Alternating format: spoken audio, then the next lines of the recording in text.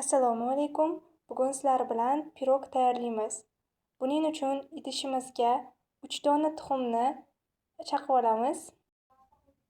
Ustidan 1 piyola shakarni solib, ularni yaxshilab oppoq ko'pik bo'lgunicha vinchik yordamida aralashtirib olamiz.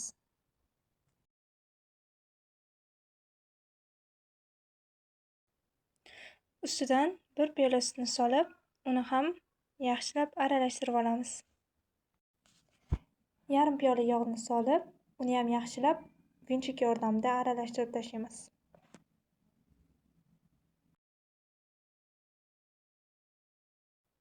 Keyin ustidan 1 qoshiq razvedatelni solamiz va idishimizga yarim choy qoshiq chang soda va 1 choy qoshiq uksusni olib, yaxshilab aralashtirib, uni o'ldirib olamiz va qustuyu massamizga solamiz.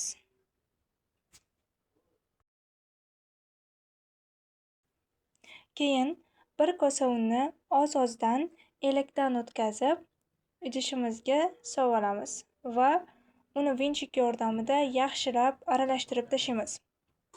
E'tibor beramiz, massalar qo'yig'idan sal suyuqroq bo'lishi kerak va nachinkasini hozir xohishga qarab bezatamiz. Nachinkasi uchun men olmadan foydalandim.